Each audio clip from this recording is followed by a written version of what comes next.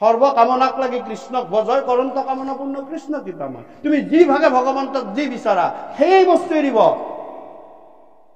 দৈৱকীয়ে পুত্ৰ বিচাৰিছে, পুত্ৰ হিচাপে আহিছে। যশোদাই পুত্ৰ হিচাপে আহিছে, ৰোহিণী তাত পুত্ৰ হিচাপে আহিছে। কংসই কাল হিচাপে বিচাৰিছে, মৃত্যু।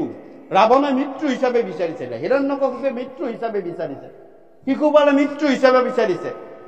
মৃত্যু হিচাপে আহিছে। উদ্ধৱে অৰ্জুনে সখা হিচাপে বিচাৰিছিলে, সখা হিচাপে আহিছে। গোপীয়ে কি হিচাপে বিচাৰিছিলে কওকচোন? গোপীয়ে কি হিচাপে ভাবিছিলে কওকচোন? আই মাতৃসকলকে কৈছো বাৰু, জনাই গোপীয়ে কি হিচাপে ভাবিছিলে? গোপীয়ে ভাবিছিলে আমাক এটা চাকৰ লাগে কাম কৰা। কথা আপুনি মই কৈ দিছো। গোপীয়ে বোলে আমাক এটা কাম কৰা চাকৰ লাগে, বোলে অলপ অলপ বস্তু দিলে চাকৰ এটা পাইছো, বোলে কি অলপমান লোনো দিবি, সংসাৰৰ কাম বিলাক কৃষ্ণই কৰি থাকিব ঘৰত। কৃষ্ণ কেনেকুৱা কাম? দৌৰ মাৰি যাবলৈ ওলাইছে কৰবাত ফুৰিবলৈ, ঘৰত গৈ দেখিছে, ৰাস্তাত গৈ দেখিছে এই চেণ্ডেলযোৰে পিন্ধিব পাহৰো। সেই সময়তো চেণ্ডেল আছে। ওচৰতে কৃষ্ণ যাই, কৃষ্ণ যা যা যা চেণ্ডেলযোৰ লৈ আহ। ঘূৰি আহি কিন্তু লনো দিব লাগিব। দিম যা দিম যা। দৌৰ মাৰি গৈ অনন্ত কোটি ব্ৰহ্মাণ্ডৰ কৃষ্ণ দৌৰ মাৰি গৈ আলনাৰ তলৰ পৰা বিচাৰি বিচাৰি গোপীৰ চেণ্ডেলযোৰ আনি ভৰিত পিন্ধাই দিছে। তাতকৈ কি ডাঙৰ চাকৰ লাগে? কেতিয়াবা গাখীৰ খীৰাই থাকে, টিকাখন বিষাই, ওপৰাগতি কিমান থাকিব, গতিকে বিষাই। কৃষ্ণ কয় কৃষ্ণ যা যা পীৰাখন লৈ আহ, মোৰ টিকাৰ তলত সোমাই দে, গাখীৰ দিব লাগিব। দিম যা দিম। আমি টিকাৰ তলত পীৰাখন সোমাই দিছে। মোৰ কৃপালু গুৰুজনাই লিখিছে, কেহু বেলা গোপিকাৰ শুনি আজ্ঞাবাণী। পাদুকা, পাদুকা মানে কি? পাদুকা পীৰাক প্ৰভু ধৰি থাকা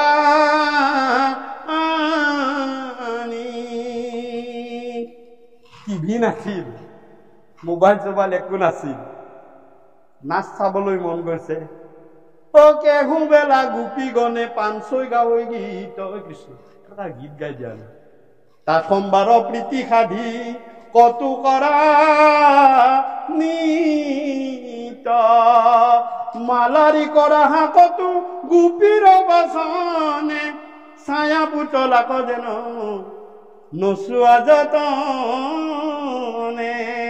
গোপীয়ে চাকৰ হিচাপে বিচাৰিছিল, কাৰণ তুমি আমাৰ কাম কৰিছা। মই আমাৰ মানে ভগৱন্ত গুৰুকে কৈছে, মই মোৰ প্ৰেম ভক্তিত যিটো আহিব মই তাৰ কাৰণে চাকৰ। ভকতৰ বৈশ্য হনা দেখাই লোকৰ কি যে মই ভকতৰ বৈশ্য, মই ঈশ্বৰ পুৰুষে ডাঙৰ আসন এখনত বহি থকা মতমতকে বহি মই সকলোকে অৰ্ডাৰ দি ফুৰা মানুহ নহয়।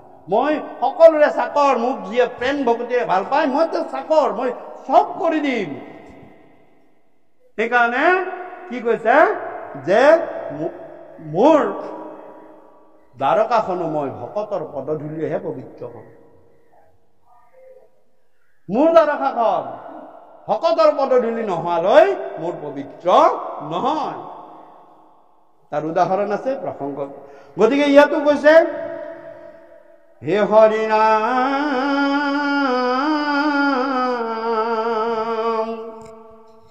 হে ৰাম। আৰু তাৰপিছত পদত কৈছে যে হে ৰজা, তুমি উত্তম কৰ্ম কৰিছা, কাৰণ তুমি এইটো কথা সোধা নাই 7 দিনৰ ভিতৰত মই মৰিম, মোক তৰণ্যৰ উপায় দিম। তাকে নুসুধি তুমি কি কৈছা যে নিয়মানুষ্য লোকম কিম কাৰ্যম, মৃত্যুমুখী লোকসকলে কি কাম কৰা উচিত? সকলোৱেতো মৃত্যুমুখী, কোন নমৰিব? গতিকে তুমি সকলো জীৱৰ কল্যাণৰ অৰ্থে, মনুষ্য নৰৰ কল্যাণৰ অৰ্থে তুমি এই প্ৰশ্ন বিচাৰিছা। গতিকে তোমাক মই সাধুবাদ দিছো। আৰু যিটো কথা তুমি সুধিছা, এইটো ইতিপূৰ্বে যিসকলে মুক্তি লাভ কৰিছে, সত্য তেতা দাপৰ, কোনেও এই ভাগে মুক্তি লাভ কৰা নাই। কোন ভাগে? যে শ্ৰৱণ কীৰ্তন কৰি। ধ্যান কৰিছে, তপ কৰিছে, জাপ কৰিছে, যজ্ঞ কৰিছে, কিন্তু শ্ৰৱণ কীৰ্তন কৰি কৰিব পৰা নাই। আৰু এইখিনি শ্ৰৱণ কীৰ্তন কৰি মুক্তি লাভ কৰিবৰ কাৰণেই ব্ৰহ্মা, মনু, হৰ তেওঁলোকেও আহি কলি যুগত মনুষ্য হৈ জন্ম ল'বলৈ আমাক বাঞ্ছা কৰে। লোভী আছা জন্ম যিটো ব্ৰহ্মাৰ বাঞ্ছিত, জানি যত্ন কৰা পান কৃষ্ণ কথামৃত। ব্ৰহ্মায়ো আমাৰ নিচিনা মনুষ্য জন্ম ল'বলৈ ইচ্ছা কৰে। কিন্তু কোন যুগত?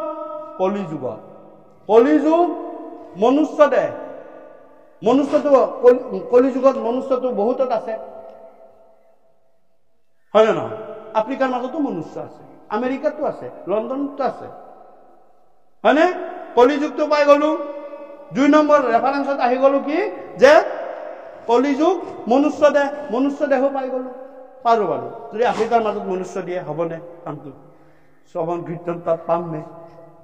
নেপাম, হয়নে?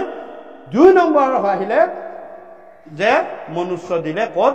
3 নম্বৰ পৰ্যায়ত ভাৰত ভূমি, যে এওঁ ভাৰতত জন্ম দিয়া, ভগৱানৰ আদেশ, এই জীৱক ভাৰতত জন্ম দিয়া, কলি যুগত জন্ম দিয়া, মনুষ্য কৰি জন্ম দিয়া, ভাৰত ভূমিত জন্ম দিয়া। আৰু প্ৰভু ভাৰত ভূমিটো য'তে ত'তে জন্ম দিব নোৱাৰো, য'তে ত'তে হৰিনাম শ্ৰৱণ কীৰ্তন বা সন্ত সাধু সকলৰ সমাগম নাই। বোলে ক'ত দিয়া? যে অসমত দিয়া। কিয়? তাত গুৰু পৰম্পৰাৰে 500 বছৰ আগতেই মোৰ অংশ অৱতাৰ লৈ মই নাম ধৰ্ম প্ৰচাৰ কৰি আহিছো। আৰু তাত এতিয়াও তাত প্ৰৱৰ্তি ৰাখিছে পৰম্পৰা অনুযায়ী। সেইকাৰণে ইয়াক ক'ত দিয়া? অসমত দিয়া। অসমৰ এনেকুৱা অঞ্চল এটাত দিয়া য'ত নেকি হৰিনামৰ ধ্বনিৰে বছৰে হওক, মাহেকে হওক, প্ৰশেকে হওক মানে উচ্চাৰিত হৈ এই জীৱই পুণ্য অৰ্জন কৰিব পাৰে। গতিকে চাওক, এই 4টা বস্তু ব্ৰহ্মাও নাপায়, কোনো দেৱে নাপায়। আৰু সেইকাৰণে ৰবি আছা দেৱৰ বাঞ্ছনী এইটো মনুষ্যৰ জন্ম, ইহঁতৰ উপদে যত জ্ঞান কৰ্ম দেৱতাই বাঞ্ছা কৰে।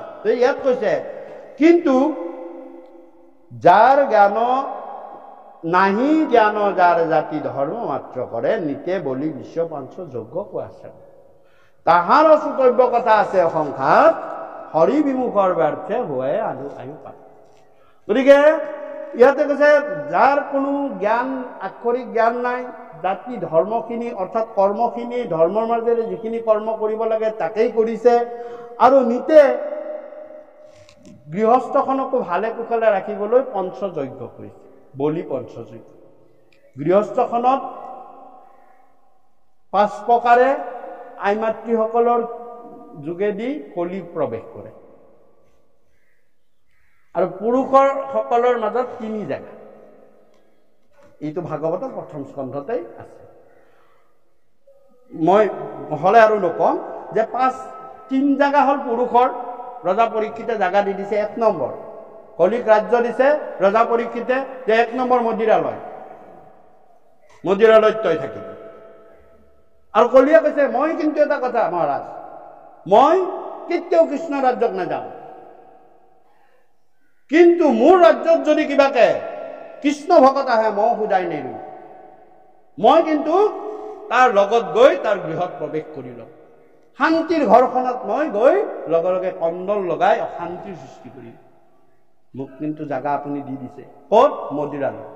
2 নম্বৰ ক'ত? ৱেশ্যালয়। এইবিলাকত আই মাতৃসকলে কেতিয়াও নাযায়। 3 জুৱা পাখা য'ত খেলিব, সোণলৈ পিছত গৈছে, তেতিয়া ক'লে এই 3টা ঠাইত পুৰুষসকলৰ দ্বাৰা আহে। কিন্তু স্ত্ৰী পঞ্চশুনা বুলি কৈছে, স্ত্ৰী আখৰটো আগত আছে। অৰ্থাৎ আই মাতৃসকলৰ দ্বাৰা 5টা প্ৰৱেশ পথ দিছে গৃহস্থসকলৰ মাজত কলি সোমাবলৈ। কিন্তু একো কোনো অসুবিধা নাই, তাৰ উপায়ো দি দিছে লগে লগে যে 1 নম্বৰ স্ত্ৰী পঞ্চশুনা, 5 প্ৰকাৰৰ মানে ঠাইত পাপৰ অৰ্থাৎ শুনা মানে পাপৰ উৎপাদন হোৱা ঠাই, কলি তাত থাকে। 1 নম্বৰ দিলে বাঢ়নি। বাঢ়নিত ধৰা মানে মনত ৰাখিব, কলিৰ হাতত ধৰা। বাঢ়নিত ধৰি আপুনি বাঢ়নিটো কৰিবই লাগিব, মনত ৰাখিব, বাঢ়নি এৰি হাতখন নোধোৱাকে আপুনি যিহকেই ধৰিব সেইফালে কৰি আপোনাৰ প্ৰৱেশ কৰিব। নাকত যদিও ধৰে নাকেৰে সোমাই গুচি যায়। বিজ্ঞানৰ কৈছে হয় তাত বীজাণু থাকে আৰু নাকেৰে আপোনাৰ বীজাণু যাব পাৰে। যিহতেই ধৰিব। গতিকে আপুনি হাজাৰ কাম হওক আৰু যিমান উন্নত বাঢ়নি নহওক,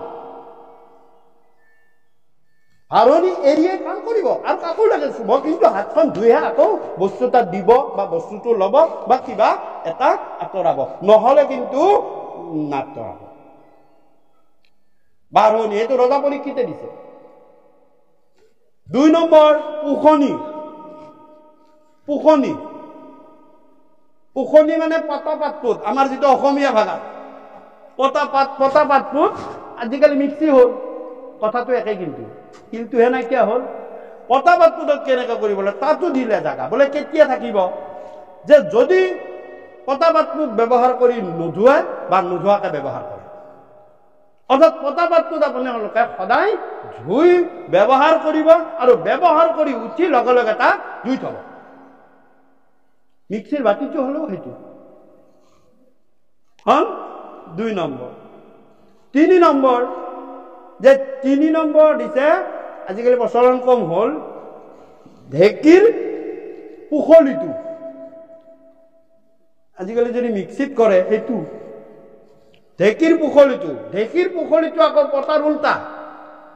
ইয়াক কেতিয়াও ভিজাই ৰাখিব নালাগে আৰু ভিজাই থব নালাগে, ইয়াক শুকান কাপোৰেৰে মুচিব লাগে, শুকান কাপোৰ এখন থৈ দিব লাগে। তাত যদি পানী জমা হৈ থাকে তেতিয়াহ'লে তাত কিন্তু কলি থাকি গ'ল, বীজাণু থাকি গ'ল, গাত নহয়। আৰু তাত পিঠাগুড়ি খুন্দিলে, পিঠাগুড়ি খুন্দিটো ধুই মেলিতো আপুনি আৰু ল'ৰা ছোৱালীক নোখোৱাব, কিবা এটা নবনাব, তে কেঁচাই কেঁচাই বনাব, আহিলে নহয় বীজাণুটো। বিজ্ঞানে কৈছে হয় সেইটো কথা, তাত বীজাণু থাকিব পাৰে, শুকানে হৈ থাকিলে একো অসুবিধা নাই। তাৰপিছত জলকুম্ভ মানে পানী থোৱা পাত্ৰ, মাটিৰ কলহ বুলি নহয়, কুম্ভ মানে কলহ আৰু, কিন্তু জলকুম্ভ পানী থোৱা পাত্ৰ কেতিয়াও খালী নাৰাখিব, যদি খালী ৰাখে তাত কলি থাকিব। যাৰেই হওক পানী থৈ থাকে, বাপজনা কৰবাত দূৰৰ পৰা দুখে ভাগৰে আহিছে, আহি ঘৰত সোমাইছে, পিয়াহ লাগি আহিছে, কতো পানী খোৱা নাই, ঘৰৰ পানী কিন্তু খাম, সেইকেইটা মোৰ ভাল, আহি ঘৰৰ মুখতে থকা জাৰটো, টেবুলখনৰ জাৰটো খালী হৈ আছে, আহি মুখত ঢালি দিছে। ইছ ৰাম, দিনৰ দিনটো কি কাম কৰিছা, ইমানখিনি কাম কৰিছা, এইটো জানো খালী হৈ থাকিব লাগে নে? আহি গ'ল কণ্ডল, খং উঠিলে, খং উঠি লাগি গ'ল তাত কলি সোমাই আছিল। তাত যদি অলপ পানী থাকিলেহেঁতেন আপোনালোকৰ কণ্ডলখন নালাগে। জলকুম্ভ তাত দিলে এই 4 ঠাইত, আৰু শেষত দিলে জুখালত দিলে। জুখালতে কি, এতিয়াতো কথা হ'ল আগতে জুইশাল আছিলে বা কেৰাচিন অলপ ঢালি দিছিলো, সেইটো মাৰি দিলো, ভোজকে চৌকাখন জ্বলি গ'ল, ভাত বনালো। আজিকালি নাই দিয়ক বাপ, বোলে কি বোলে আজিকালি কি হ'ল, গেছ হ'ল। গেছ হোৱাটোত আৰু বেছি হ'ল, আপুনি নেদেখাকে কত কিমান জীৱৰ বেক্টেৰিয়া খিনি, উপকাৰী বেক্টেৰিয়াও মৰি গ'ল। সেই ব্ৰহ্মবোধি পাপটো, সেইতো ব্ৰহ্ম, সেই বেক্টেৰিয়াটো ব্ৰহ্ম, সেইটো এটা উপকাৰী থাকে অপকাৰী থাকে বেলেগ কথা, সেই ব্ৰহ্মবোধি পাপটো তোমাৰ গাত লাগিব। সেইকাৰণে কৈছে অন্ন সিদ্ধ কৰাটো ব্ৰহ্মযজ্ঞ, আৰু অন্ন ব্ৰহ্ম। আই মাতৃসকলে প্ৰতিদিনে ব্ৰহ্মযজ্ঞ কৰে, আৰু ব্ৰহ্মযজ্ঞখিনি সদায় শুচি শুদ্ধ ভাৱত ঈশ্বৰৰ নামত সমৰ্পিত কৰি দিলেহে এইখিনি ভগৱন্তৰ প্ৰসাদ হৈ পৰে। আৰু তাত তোমাৰ শুদ্ধ সংস্কাৰ, শুদ্ধ চিন্তা, শুদ্ধ ভাৱ তাত সোমাই যায়, আৰু সেই গুণে গোটেই পৰিয়ালটোক সংস্কাৰী আৰু সুন্দৰ শান্তিময়ী কৰি তোলে। চাবি পাত তাতেই আছে। তুমি কি ভাৱত অন্নমুঠি সিদ্ধ কৰিছা, সেয়া তোমাৰ ভগৱন্ত পুৰুষে তাত 3জন দেৱতা, এজনী দেৱীক ৰাখি থৈ দিছে। 14 সাখীৰ ভিতৰত তাৰে 3টা দেৱতা তাতেই, 4টা দেৱতা তাতেই আছে। 1 নম্বৰ, তাত যেহেতু ব্ৰহ্ম, সেইটো ব্ৰহ্ম, এয়া হৈছে আমাৰ নাদ ব্ৰহ্ম সাধন হৈ আছে আজি। ইয়াত 33 ধৰণৰ দেৱতা মূৰ্তিমন্ত হৈ সকলো ভগৱন্ত পুৰুষৰ এই স্থানত সাক্ষাৎ হৈ আছে, নাম প্ৰমত্ত কেশৰীকে ধৰি। গতিকে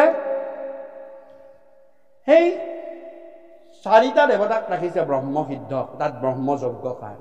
1 নম্বৰ প্ৰথম ৰাখিছে তলত চৰুটো ধৰা মাতৃ পৃথিৱী। চৰুটোৱে ধৰি আছে কাৰণে ব্ৰহ্মখিনি তাত সিদ্ধ হ'ব পাৰিছে। চৰুটোৱে যদি ফুটা হয় সেইখিনি ব্ৰহ্মসিদ্ধ নহয়, সেয়া এটা সাক্ষী। 2 নম্বৰ তলত অগ্নি এটা দেৱতা, অগ্নিক সাক্ষী কৰিছে যে কি ভাৱত ৰান্ধে। 3 নম্বৰ জল নহলে আপোনাৰ অন্ন সিদ্ধ নহয়, জল দেৱতাক ৰাখিছে সাক্ষী কৰি। 4 নম্বৰ বায়ু। এই গোটেইখিনিক আপোনাৰ কুকাৰটোত চাবচোন 4টা বস্তু আছে নে নাই, আৰু সেই ভাৱটো তুমি তাত মানে গম পাই যায় ভগৱান। কাণত সেইকাৰণে মোবাইল ফোন লৈ কেতিয়াও অন্ন সিদ্ধ কৰিব লাগে।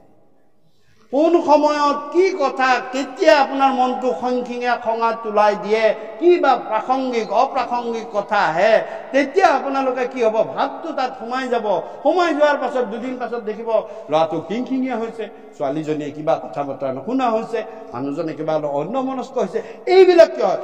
ভগৱন্তৰ প্ৰসাদ। হে প্ৰভু, সকলো জীৱক কুশলে ৰাখক, সকলো সংস্কাৰী কৰক, ভাল কৰি দিয়ক ভগৱন্ত। আপুনি যদি এইভাগে ভগৱন্তৰ প্ৰসাদ হিচাপে সিদ্ধ কৰে, আজি বাপসকলে যি সুন্দৰভাৱে প্ৰসাদখিনি শুদ্ধ ভাৱত আগবঢ়াই দিছে, আৰু সেইখিনি প্ৰসাদে সকলোকে শুদ্ধ সংস্কাৰী, শুদ্ধ চিন্তা কৰিবলৈ আমাক ভিতৰত শক্তি দিব। আই মাতৃসকলে সেই অন্ন ব্ৰহ্মখিনি সিদ্ধ কৰোঁতে ভগৱন্তৰ নাম স্মৰণ কৰি পাৰিলে এজোকা ঘোষা হ'লেও গাই যদি সিদ্ধ কৰে, সি অমৃত হৈ পৰিব, সেই মহাপ্ৰসাদ হৈ পৰিব। আৰু এই 5টা জাগাৰে কলি সোমাই আহে। কি কৰিব লাগিব, যে মেচটো বা গেছ লাইটাৰটো মাৰোতে তুমি নাদৱ ব্ৰহ্মৰ সহায় লোৱা, কৃষ্ণ বুলি মাৰি দিয়া, তেতিয়া নাদৱ ব্ৰহ্ম, শব্দ ব্ৰহ্মই, পৰম ব্ৰহ্মই সেই পাতখিনি গালৈ গুচি যায়, তোমাৰ গাত নাহে। সেইখিনিতো কৰিবলৈ আমাৰ কোনো কথা নাই, তেতিয়া আমি নোৱাৰিম। আমাৰ গাত যদি কলি লাগি আহে, খঙত আহিছো, ল'ৰাটোক গালি দি অমুকক গালি দি তমুকক আহি ধচকে মেচটো মাৰি দিছো, গেছৰ লাইটাৰটো জ্বলাই দিছো, কোনো নাম গুণ নাই, তোমাৰ ইন্দ্ৰিয়বিলাকেই খঙাল হৈ আছে, অতিত্ব হৈ আছে, কিন্তু হে কৃষ্ণ তোমাৰ প্ৰসাদ সিদ্ধ কৰোৱা হৈ গ'ল। দায়িত্ব লৈ ভগৱন্ত পুৰুষে সেইখিনি প্ৰসাদ হৈ গ'ল। গতিকে এই 5টা ধৰণে আমাৰ আহে। সোণৰ কথাটো মই আৰু অলপ দীঘলীয়া হ'ব। তাৰপিছত এটা কথা কৈছে যে এইবিলাক এইখিনি কৰিও বলি বিশ্ব পাঞ্চ যজ্ঞক আচৰে। কোনোবাই যদি আঙাত্ৰীসকলে বা বাপজনাই তেওঁলোকৰ গৃহত বলি পঞ্চ যজ্ঞৰ বিশ্ব পঞ্চ যজ্ঞৰ কথা কৈছে। বলি মানে এই যি পঞ্চ যজ্ঞ কৰিব আছে, এই যজ্ঞখিনি কৰিবলৈ আপুনি নিজৰ আত্ম অহংকাৰক বলি দিবই লাগিব। যদি আপুনি আত্ম অহংকাৰক বলি নিদিয়ে, আপুনি পঞ্চযজ্ঞ কৰিব নোৱাৰে। 1 নম্বৰ গুৰুযজ্ঞ, অৰ্থাৎ গৃহস্থ ধৰ্মী লোকসকলৰ গৃহত গুৰুৰ সেৱা এবাৰ হলেও দিনটোত হ'ব লাগে। যেনেকুৱা যে স্বামী গুৰুৰ চৰণ দিনটোত এবাৰ হলেও আই মাতৃয়ে স্পৰ্শ কৰিব লাগে। যদি স্পৰ্শ কৰিলে আপোনাৰ গুৰু সেৱা হ'ব। আৰু বাপ জনাই তেওঁৰ ইষ্ট গুৰুক, যি গুৰুৰ পৰা লোৱা শৰণীয়াসকলে 4 নাম, সেই 4 নাম তেওঁ দিনটোত খুচি শুদ্ধ হৈ স্মৰণ কৰিব লাগে। আৰু স্বামী নাই, যে যদি তোমাৰ স্বামীৰ সমকক্ষ, পিতৃ মাতৃৰ সমকক্ষ যদি কোনোবা এজন সেৱক ভকতক আনি হলেও পানী এগিলাচ যাচি সেৱা ভাগি ল'বলৈ প্ৰভু, এয়া হ'ল গুৰুযজ্ঞ। একো খৰচা নাই। 2 নম্বৰ পিতৃযজ্ঞ, পিতৃ মাতৃ সম এগৰাকী আই মাতৃ হওক বাপক দিনটোৰ ভিতৰত গৃহস্থ ধৰ্মী লোকসকলে একাপ চাহ এগিলাচ পানী হলেও যাচি সেই এটা সেৱা কৰিব লাগে। 3 নম্বৰ যে দেৱযজ্ঞ। দেৱ মানে কৈছে আমাৰ সনাতন ধৰ্মত বা শাস্ত্ৰত, বেদ শাস্ত্ৰটো আছে গৃহস্থ ধৰ্মৰ শাস্ত্ৰটো আছে যে অতিথি দেৱ ভৱ, অৰ্থাৎ দিনটোৰ ভিতৰত এজন হলেও অতিথিৰ সেৱা গৃহস্থ ধৰ্মীৰ ভিতৰত হ'ব লাগে। অতিথি কি? কোনজন অতিথি? যে যিয়ে কোনো দিন বাৰ তিথি নকৈ কিনে ঘপককে আহি উপস্থিত হয়, অতিথি। মগনীয়াজনে কেতিয়াও দিন বাৰ কৈ আপোনাৰ গৃহত নাহে, ঘপককে আহি উপস্থিত হ'ব, হয় সেইজন অতিথি। আৰু যদি কিবা কাৰণত তোমাৰ ঘৰত যদি গৃহে মহাশত্ৰু হয় অতিথি দেৱ হেন মানি তাক কৰিবা ভতি। আৰু যদি তুমি মহাপুণ্যশালী হল, তোমাৰ মহাশত্ৰুৱে ভগৱন্ত পুৰুষৰ আহি দেখা দিব, তেওঁ দেৱ হেন মানি তাক কৰিবা ভকতি। মহাপুৰুষৰ মানি। তাক কৈছে অতিথি যিয়ে কোনো দিন বাৰ কোনো নকৈ আহে। নেক্সট আলহী। আলহী কাক কৈছে? আমি আৰু এটা শব্দ ব্যৱহাৰ কৰো, আলহী। আল মানে আশ্ৰয়, লহি। তোমাক দিন বাৰ তাৰিখ সময় কৈ যেতিয়া আহি উপস্থিত হব, তেতিয়া তেওঁ আলহী। তাৰমানে তোমাক ক'লে বা ইমান তাৰিখে যাবলৈ মই বিচাৰিছিলো, যাব পাৰিম নে? ইফালৰ পৰা এনচাৰ দিব লাগিব, হয় আপুনি পাৰিব বাপ। আল লহি মানে, আল মানে আশ্ৰয়, লহি মোৰ ঘৰত আশ্ৰয় লহি বুলি মই মাতিব লাগিব, তেতিয়াহে তেওঁ আহিব। যদি মই কওঁ মই নেথাকিম নহয়, মোৰ গুৱাহাটীত এনেকুৱা এনেকুৱা অনুষ্ঠান আছে, হ'ব দিয়ক বাপ মই তেতিয়াহ'লে নেযাওঁ, তাৰমানে তুমি তেওঁক আশ্ৰয় সেইদিনা দিনটোৰ কাৰণে দিয়া নাই।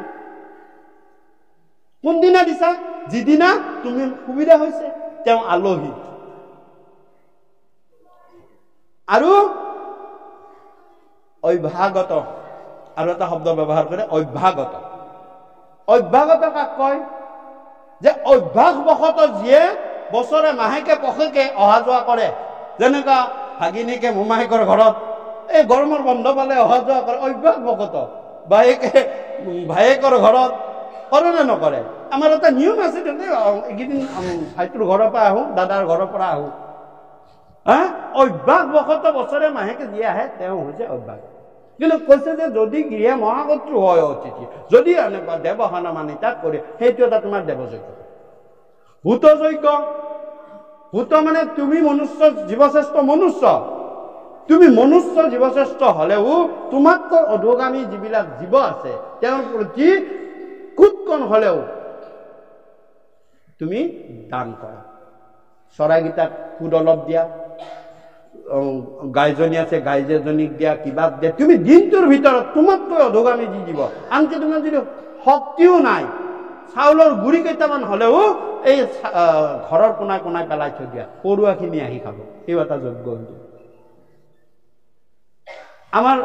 আমি সৰুতে মা কৰা দেখিছিলো, কোনাই কোনাই এই চাউল জাৰিলে সেই ওলাই নহয়, সেইবিলাক টেমাত থৈ সেই কোনাই কোনাই দি থাকে। অৰ্থাৎ কি হ'ল, পৰুৱাবিলাকে খাবলৈ পায়, সেই এটা যজ্ঞই হ'ল, একো খৰচ নাই, পঞ্চযজ্ঞ কয়। তাৰপিছত কৈছে নিৰ্যজ্ঞ। আজি এইটো অনুষ্ঠান এটা নাম যজ্ঞ, মই কৈছো এইটো নাদ যজ্ঞ বুলি কয়, নাম যজ্ঞ। কিন্তু আমি এনেকুৱা অনুষ্ঠান এটা প্ৰতিদিনে কৰিব নোৱাৰো। ঘৰবিলাকত সময়ৰ কথা আছে, নিজৰ সংসাৰ ধৰ্ম পালনৰ কথা আছে, কৰ্ম ধৰ্মৰ কথা আছে, আমি কেতিয়াও কৰিব নোৱাৰো, আমি কৰিব নোৱাৰো। কিন্তু কৈছে যে নিযজ্ঞটো তুমি এনেকৈ সম্পাদনা কৰা। অলপ আগতে ক'লোৱে যে শৰণীয়াসকলে আইমাতৃ হওক বা বাপজনাই হওক, প্ৰতিদিনে গুৰু বস্তু, গুৰুৰ পৰা পোৱা সেই নাম বস্তু প্ৰতিদিনেই গৃহত তুমি স্মৰণ কৰিবা, প্ৰতিদিনে। আমাৰ কিছুমানে কৰে, কি কৰে, এই বংশত কোনোবা ঢুকাইছে 10 দিন বা 15 দিন নকৰে। কৈছে মাধৱ মহাপুৰুষে সাৱধান, তাতকৈ দুৰ্দিন তোমাৰ আৰু নাই। তুমি বেদৰ বিহিত যিখিনি ৰীতি নীতি, চাকি বাতি জ্বলোৱা, ধূপ দিয়া বা পুথি পঢ়া, সেইটো কৰিব নালাগে। কিন্তু তোমাক গুৰুৱে দিয়া 4টা নাম তোমাৰ মনত আছে নহয়, সেইখিনি মনত থাকিব লাগিব। তুমিতো ক'তো লিখি নিদিয়ে গুৰুৱে, তুমি সেই গুৰু নাম বস্তু বুলি কোৱা। আমাৰ শৰণীয়াসকলক নাম 4 নাম 4 বস্তু, গুৰুদেৱ নাম ভকত বস্তু, নামটো উজ্জ্বল ৰাখা, হয়নে? সেই চাৰি নাম চাৰি বস্তু তুমি গাটো ধুই আহি ফেনখনৰ তলত আঁঠুকাঢ়ি লৈ হলেও বা বহি লৈ হলেও সেই চাৰি নাম চাৰি বস্তু স্মৰণ থাকক। বাহিৰত চোৱা ভাল লাগি আছে, কিন্তু তুমি গা ধুই নিজে যেতিয়া সেই চাৰি নাম চাৰি বস্তু স্মৰণ কৰিবা, তেতিয়াহ'লে তোমাৰ তাতকে সুদিন আৰু নাই। আৰু তাক যদি নকৰিলা, কি কৈছে মাধৱদেৱ মহাপুৰুষে নামঘোষাত? হে ৰাম সেহি খেদি নকভাই দুৰ্দিন বুলিয়া মানুহ, মেঘাচন্ন নহয় দুৰ্দিন, হৰি কথাই অমৃতৰ সম্যকয়ালা পৰখে, যিটো দিন হুঁয় বিহীন।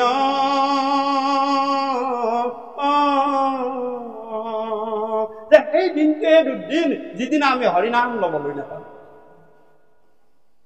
গতিকে আমাৰ বছৰটোত 365 দিনত কিমান দুৰ্দিন আৰু কিমান সুদিন গ'ল আমি নিজেই কাউণ্টিং কৰিব পাৰোঁ। গতিকে ইয়াতো কৈছে যে সেই নাম বস্তুটো, নাম তাকে কৈছে নৃযজ্ঞ, সেই এখন যজ্ঞ। কোনো এসোপামান বস্তু চস্তু আনি তাত যতভি জ্ঞানম উৎপাদিতম ততভি যজ্ঞ, য'ত তোমাৰ জ্ঞানৰ উৎপাদন হৈছে সেয়াই যজ্ঞ। ভাল জ্ঞান উৎপাদন হৈছে ভাল যজ্ঞ, আৰু বেয়া জ্ঞান অভিচাৰী মন্ত্ৰৰ দ্বাৰা যদি তুমি বেয়া চিন্তা আহিছে, সেয়া তোমাৰ বেয়া যজ্ঞ। য'ৰ পৰা তোমাৰ জ্ঞান উৎপাদন হ'ব পাৰিব, এয়া বেদৰ বচন না। আমি নামৰ পৰা আমি ভাল জ্ঞান লওঁ, এয়া ভাল যজ্ঞ, এয়া নৃযজ্ঞ বুলি কওঁ। আমি কিন্তু এনেকুৱা অনুষ্ঠান এটা পাতিলে, আপোনালোকে জানে যে কিবা এটা যদি অৱসৰ বিনোদনৰ অনুষ্ঠান এটা পাতে, হাজাৰ হাজাৰ মানুহ, লাখ লাখ মানুহ লোক, কিন্তু এনেকুৱা অনুষ্ঠানত নহয়ও। আৰু কাৰণো আছে। যমে কৈ গৈছে 6ষ্ঠ স্কন্ধত যমদূতসকলক যে কলিযুগত কৃষ্ণ নাম প্ৰচাৰ নহয়, কাৰণ মই ভাৰসাম্য ৰাখিব লাগিব। সকলোৱে যদি কৃষ্ণ নাম লৈ বৈকুণ্ঠগামী হয়, মোৰ পৃথিৱীখনৰ সংসাৰখন ইম্বেলেঞ্চ হৈ যাব। ইম্বেলেঞ্চ হবলৈ মই নিদিওঁ। সেইকাৰণে নাম ঢাকনি দিছিলে সত্য যুগত, সেই এটা ইম্বেলেঞ্চ হৈছিলে। কৃষ্ণ নাম লৈ যুঁজ জাপ দিয়ে আৰু বৈকুণ্ঠ পায়, তেতিয়াই নহব, এনেকে সংসাৰ নচলে। তেতিয়া কি হবলৈ মন্ত্ৰবিলাক আহি গ'ল। শিৱক নাম ঢাকনি দিব দিলে, শিৱই নাম ঢাকনি দি দিলে, আৰু তাৰপিছত দেৱতাবিলাক শুকাই খিনাই গৈছিলে। দেৱবিলাকৰ কাৰণে যজ্ঞ, যাগ যজ্ঞ, হোম পূজা আৰম্ভ হৈ গ'ল। বেলেঞ্চিংটো আনিলে। কলিযুগতো এইটো বেলেঞ্চিং লাগিব। সেইকাৰণে কম হলেও আমাক কৈছে যে কম হলেও মনত ৰাখিবা, এটা জীৱ যদি তোমাৰ কথাৰে আকৰ্ষিত হ'ব পাৰে, অমৃত তত্ত্ব পাই গ'ল, তোমাৰ জীৱন ধন্য হ'ব। অলপ পিছত তুমি এটা জীৱকো যদি তোমাৰ সন্মুখত নাৰায়ণ স্মৰণ কৰিব পাৰালা, তোমাৰ জীৱন ধন্য। তুমি আৰু বেলেগ এখোবা মান নালাগে।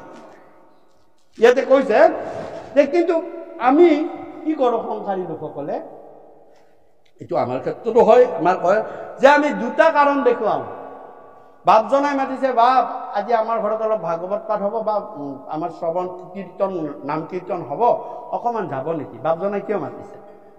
তেওঁ মাতিছে এইটো কাৰণে মাতা নাই যে তেওঁ পূৰ্বপুৰুষৰ কিবা গুণানুকীৰ্তন কৰিব, তেওঁৰ গুণানুকীৰ্তন কৰিব বা ভূত বিচাৰিব, সেইটো কাৰণে মাতা নাই। তেওঁ পৰম ঈশ্বৰ পৰম পুৰুষৰ গুণানুকীৰ্তন কৰিব, তাৰ কল্যাণ কৰি তেওঁৰ গৃহস্থখনকো কল্যাণ কৰিব লাগিব, লগতে তোমাৰ গৃহস্থখনৰো কল্যাণ হওক বুলি সেই অনুষ্ঠানটো পাতিছে, তোমাক তালৈ নিমন্ত্ৰণ দিছে। কিন্তু আমি কি কৰিছো? দুটা কাৰণ দেখাইছো।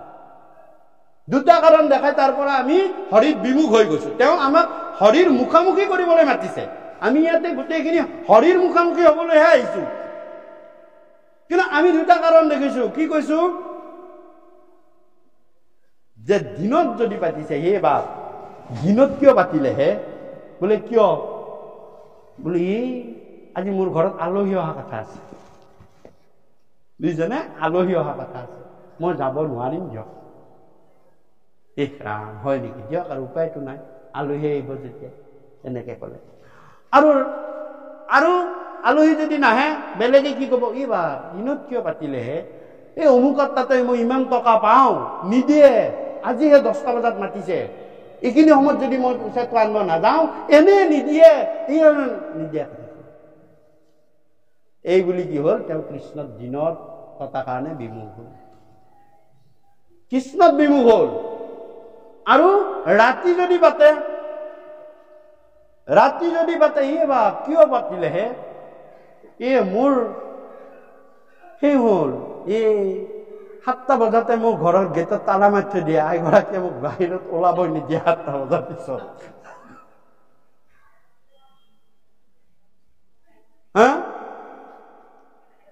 এনেকে যাম বাপ দিনত পতা হলে মই গলোহেঁতেন মই দিনত পতা হলে নিশ্চয় গলোহেঁতেন ৰাতি পাতিছে মন বেয়া নাপাব দে ঘৰতো অশান্তি দি যাবলৈ নহয় হয় কিন্তু কৃপালু গুৰুৱে কৈছে কৃপালু গুৰুৰ বচন মোৰ বচন নাই আমি অলপ আগবঢ়াই একো ক'ব নোৱাৰো কি বুলি কৈছে দিন ভৈলে ধন কুটুম বৰ চিন্তা কৰে নিদ্ৰাস্তি আলাপে ৰাত্ৰিৰো আয়ু হৰে মিছা বিষয়ক মাত্ৰ কৰে অভিলাষ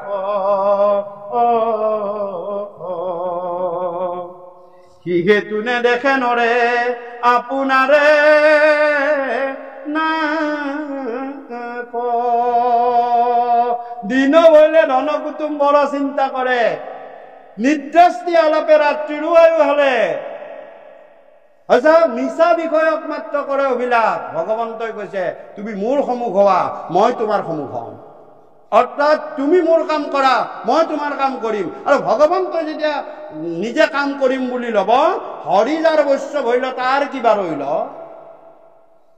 তুমি কি কৈছা যে আলহী আহিব নোৱাৰো মই জালুকবাৰীতে পাঞ্চৰ কৰাই থৈ দিম যা কি কৰিবি তই ইঞ্জিন এনেকুৱাকে বেয়া কৰিম ডাঙৰ ডাঙৰ ইঞ্জিনিয়াৰ আহিও ভাল কৰিব নোৱাৰিব কি কৰিবি তই আলহীৰ কাৰণে ৰখি থাকিলি আলহী তাতে বাজি থাকিলি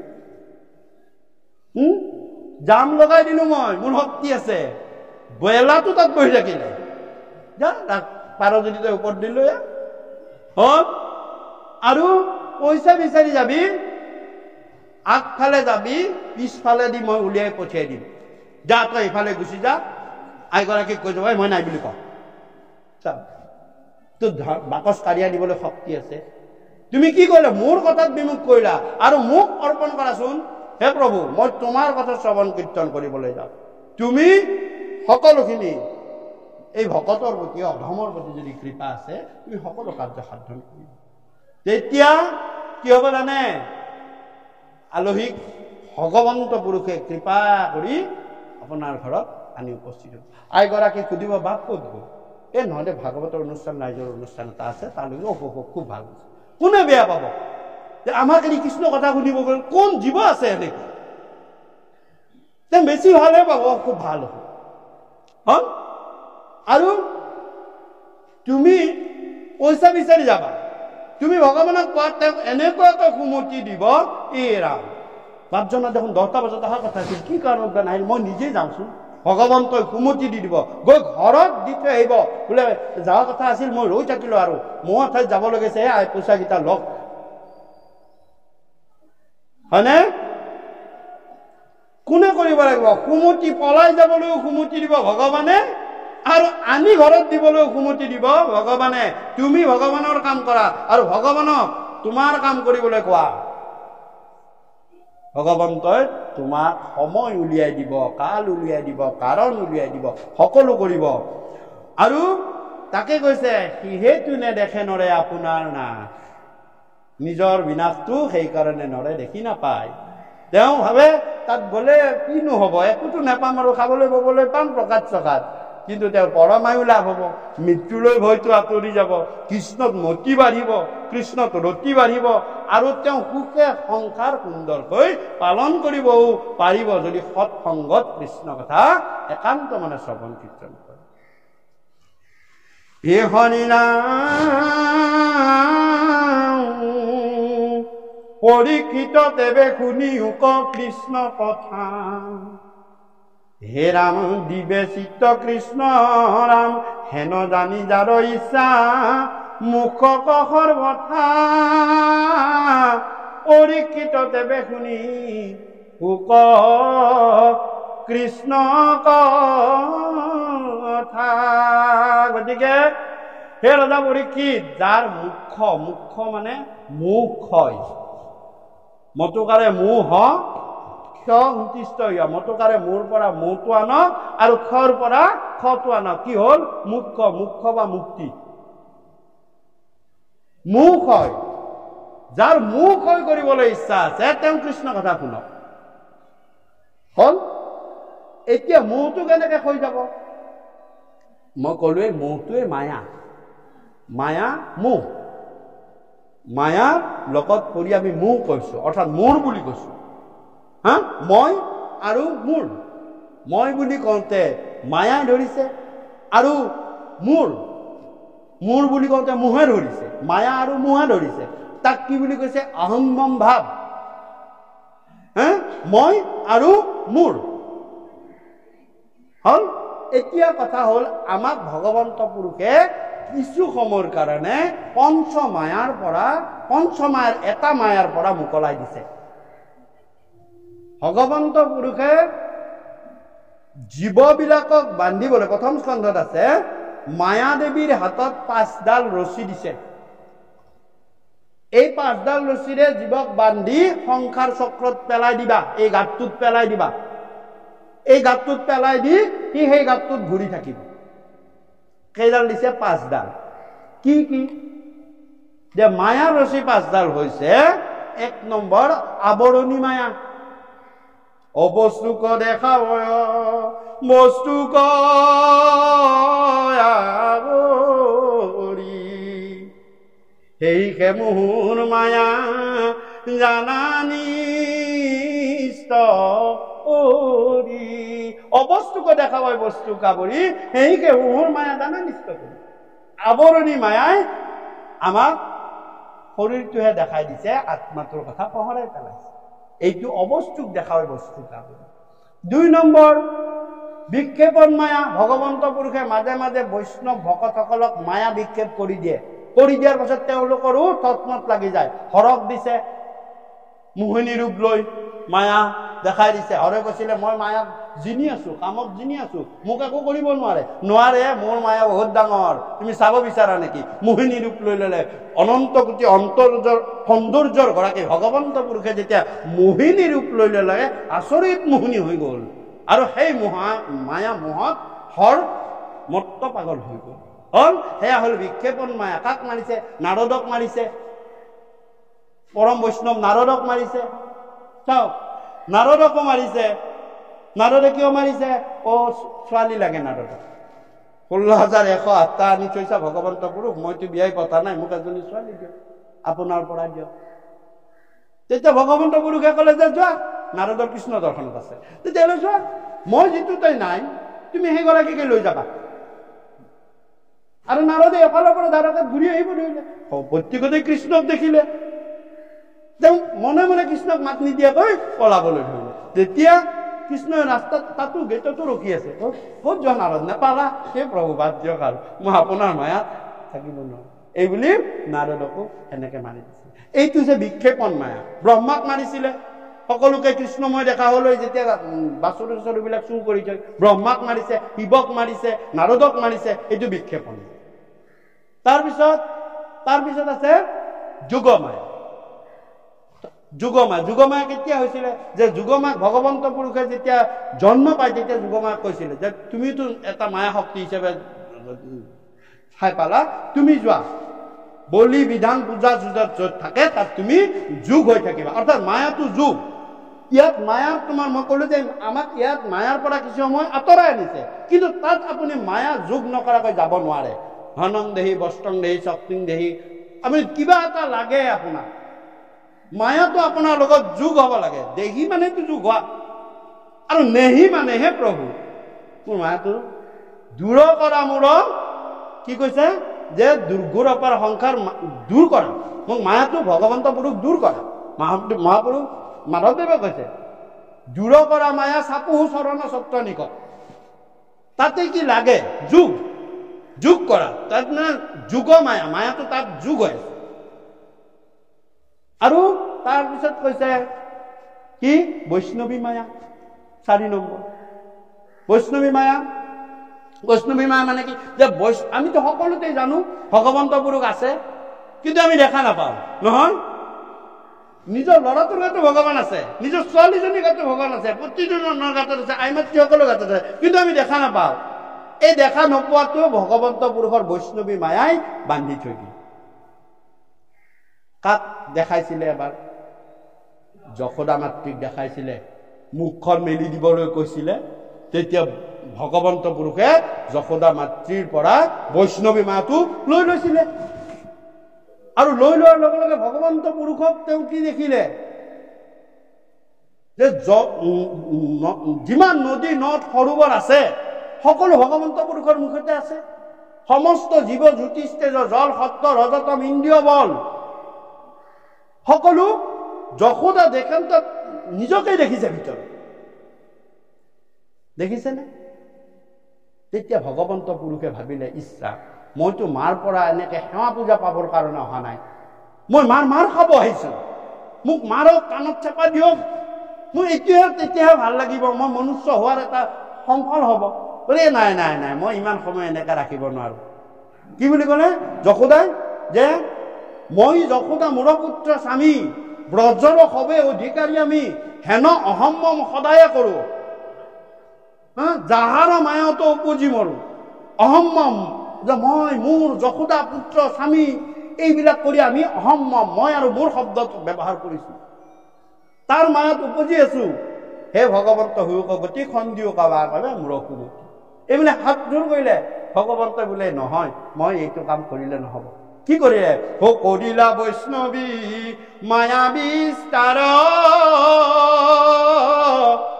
বুজিলা বিষ্ণু জ্ঞান যশোদাৰ, কৃষ্ণত পুত্ৰ বুদ্ধি ভৈলা জাত, ধুলা জাৰি জুৰি লৈলা কোলাত, পাৰন্ত মুখে চুমাচন দিয়া, মূৰাই আয়ু লৈ উটাই দিয়া। তেতিয়া ভগৱন্ত পুৰুষে কৰিলা বৈষ্ণৱী মায়া বিস্তাৰ, এই লৈ লোৱা বৈষ্ণৱী মায়াটো আকৌ মাৰি দিলে। মাৰি দিওঁতে এই পুত্ৰ গান আহি গ'ল। এই বৈষ্ণৱী মায়াৰ কাৰণে আমি নিজৰ ল'ৰাটোৰ গাতো ভগৱান তত্ত্বটো দেখা নাপাওঁ। সৰু সৰু ল'ৰা ছোৱালীৰ গাতো আছে বুলি কওঁ, মুখতে কওঁ, কিন্তু দেখাব নোৱাৰো, কাৰণ ভগৱন্তৰ বৈষ্ণৱী মায়াই আমাক বান্ধি আছে। এই চাৰিবিধ মায়া, আৰু এবিধ মায়া আছে, সেইবিধ হৈছে মধুমতী মায়া। আৰু গোটেই পেকেজটোক মহামায়া বুলি কয়, গোটেই পেকেজটোক।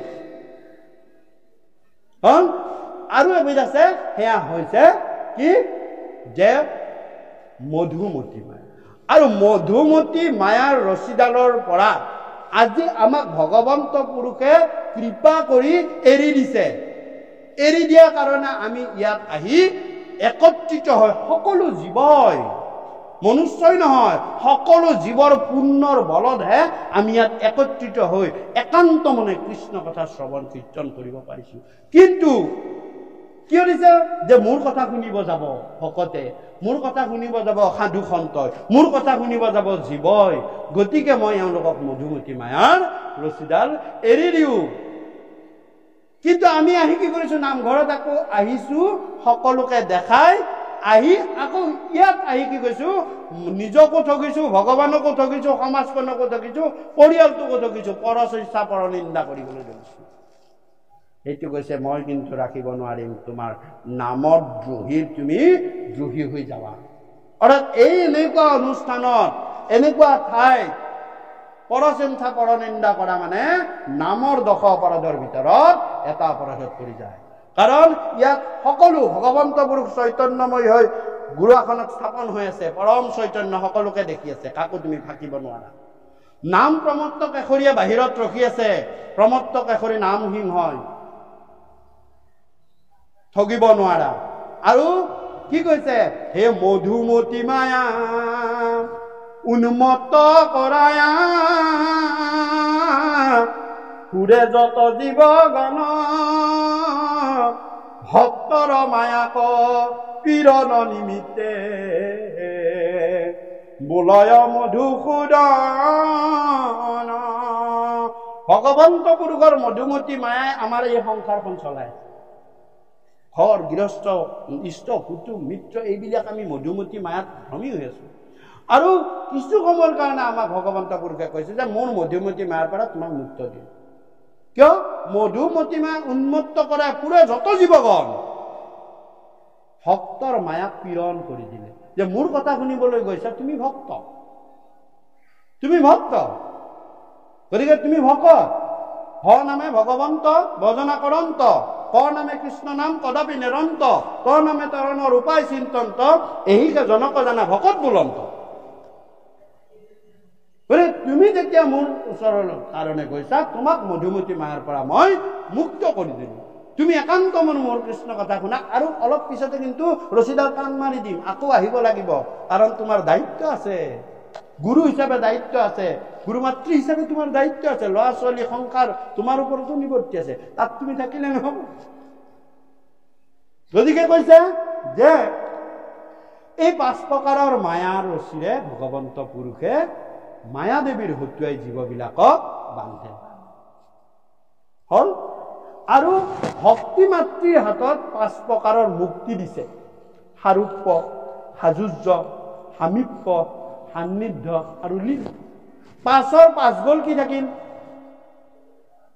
5ৰ 5 গল থাকিল শূন্য অৰ্থাৎ 5 প্ৰকাৰৰ ৰছীৰে 5 প্ৰকাৰৰ ধৰণে জীৱক মায়া দেৱীয়ে বান্ধিছে আৰু ওলাই যাবলৈও ভক্তি মাতৃৰ হাতত 5ডাল নলি দিছে যে এই প্ৰকাৰে 5 প্ৰকাৰে বান্ধিছো আৰু 5 প্ৰকাৰে জীৱক মই এই সংসাৰ চক্ৰৰ পৰা ওলাই যাবলৈ কৈছো 5ৰ 5 গল থাকিল শূন্য মই নিৰপেক্ষ মই বান খাবও নকওঁ ওলাই যাবও তোমালোকক নিদিছো তো কৈছো গতিকে মই কাৰো প্ৰতিপক্ষপাতিত্ব কৰাত নাই বাকি তোমালোকৰ কথা এই সংসাৰ চক্ৰতেই তোমালোকে ঘূৰিয়েই থাকা নে 5 প্ৰকাৰৰ নলীৰে তোমালোকে ওলাই যোৱা সেইটো তোমালোকৰ কথা মই নিৰপেক্ষ তাৰে যদি একবিধো কম বেছ হলহেঁতেন তেতিয়াহ'লে কি হলহেঁতেন যে ভগৱান পক্ষপাতিত্ব কৰে বুলি ক'লে কিন্তু ভগৱানে পক্ষপাতিত্ব কৰে কৈছে মই কৰো কি কৰো যে মোক যে ভজনা কৰে মোক যে ভাল পায় মোক যে প্ৰেম ভক্তিৰে মানে ভজে তেওঁক মই ওলাই যাবলৈ সহায় কৰো সেই নলীবিলাকৰ ফাললৈ লৈ যাওঁ যে এইফালে ওলাই যাব পাৰি কিন্তু কিছুমান জীৱ আছে যে প্ৰভু আমি ওলাই নাযাওঁ এই সংসাৰতে থাকিম মুক্তিত নিস্পৃহ যিটো সেই ভকতক নমো ৰসময় মাগে তোমাৰ ভক্তি ৰসত আমি থাকিব বিচাৰো গতিকে চাও এই হৈছে ভগৱান নিৰপেক্ষতাৰ কথা ইয়াতে তাকে